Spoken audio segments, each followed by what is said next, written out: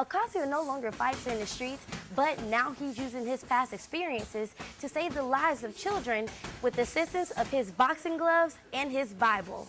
Marching over to the NFL, did the Saints go marching in on Sunday with their big Super Bowl win over the Colts. And they are still partying. These meters here help GRU monitor each resident's utility usage every month. But some apartments like Campus Lodge say if you get too cold, grab a pair of sweats, or if it's too hot in your apartment, wear less clothing. The Gator men's and women's swimming and diving team swam their way into an NCAA national championship title. But I'm not sure how they do it because the water, it's pretty cold. When they aren't fighting crime or fighting fires, the Jacksonville police officers and firefighters are taking it to the ring to raise money for charity. Last year, they had a record of 63-5, and this season, they're doing quite well also.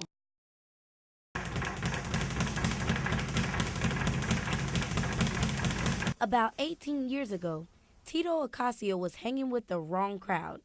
But 8 years later, he is back on track and living his life by the cross. He first got involved in the Latin King gang because he needed love and support. I was mainly looking for a family, looking, somebody to care for me. And Ocasio admits everything wasn't always peachy being in a gang. A lot of things happen. Some things I don't really want to mention, but bad things happen. Everything your mind can imagine, it happened. But people always picked on him because he couldn't speak English, couldn't communicate in school. The kids called him names, and that's where the hatred began. The hate started developing in my heart, and I wanted to retaliate. When I joined the gang, I used that to retaliate against people that hurt me before. Then it took many times of Ocasio being put behind bars before he realized he needed to stop gangbanging and give his life to God. I got locked up many times, but I still didn't care about God. The last time I got locked up, I was doing life. So I told God, if you're real, like they said, are you interested in my life? I come to you. And he got me out of prison. When Ocasio got out of jail, he decided to save up $30,000 and choose to either buy a house or a boxing gym. And let's just say the gym won.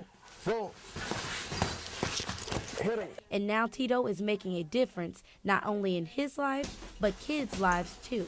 So I teach them morals. I teach them that they gotta respect the law. They gotta respect the parents. If they break that, they can't come back to my gym. Ocasio's son, Jose, says his dad makes sure everyone follows the rules or suffers the consequences. Tell me if you fight, you can't come back. This is my life, so no fighting outside.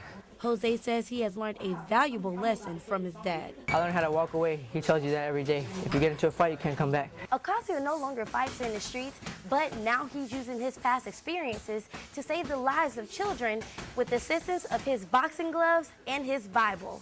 The kids who attend the boxing gym come from all types of backgrounds. Some have been abused physically, emotionally, raped, and bullied, but come to take their frustrations out in the ring. And Ocasio is working hard to steer them in the right direction. I'm working with them so they could drop the gangs. And some of them, they're already done with the gangs. So it's helping the kids big time. Over the years, he lost over 100 friends to gang banging and says a person in a gang only has two choices. Two ways it's going to happen. Either you're going to die or go to prison. There's no other way. But he has a reason for living. Me, God had a purpose in my life, and I answered that calling. And for Ocasio, his Bible, the kids, and his gym, named John 3:16 and 3:17, is the engine that keeps him going. John 3:16 and 17. Brittany Jones, WFT News.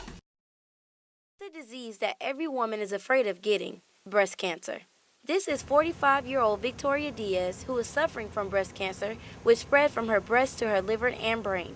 But Diaz's religion is what's helping her through this difficult time. Through my faith in God, I figured whatever He has in store for me, that's what it's going to be. So I deal with it fine. She spends most of her days watching television while her two sons are at school.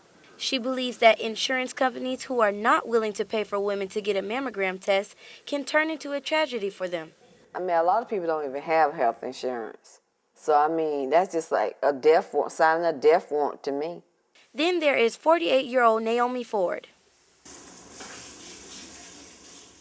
Naomi is a hairstylist and breast cancer survivor, but she doesn't let breast cancer get in the way of enjoying her life. My spirit is such that, hey, I am good. I am blessed to be alive. I'm blessed to day to day, just to be able to run on and be a smiling encourager, to come down and rock out my hairstyles. She also believes that people should only care about inner beauty. All right, this is me unveiling my beautiful self. And even after the chemotherapy has discolored her hands, and she only has one breast. And that breast you lost, you can get another one. You can wear a prosthetic. I got a prosthetic now. I'd be like, look, I got two. My grandson would be like, Gigi, you got two? Yes, I do. I said, oh, I got a real one and a fake one. And after all her hardships, she still has her family's support, especially from her only daughter, Jamie Ford.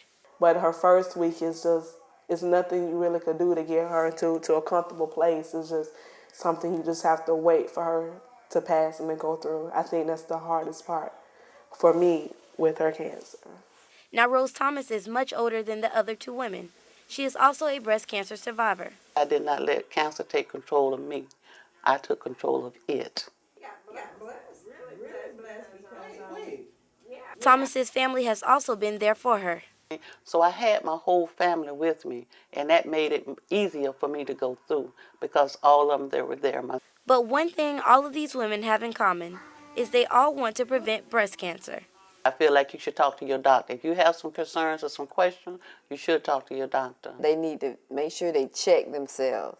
But it's so important as women to have those mammograms, because if you don't have a pain or if you don't find the lump, who's to say what's going on in your body? So to me, mammograms are extremely important. With technology such as this mammogram machine, doctors can detect the cancerous cells in the breast. But if women wait until the age of 50 to get a mammogram, it could have a major effect on them. Brittany Jones, WUFT News.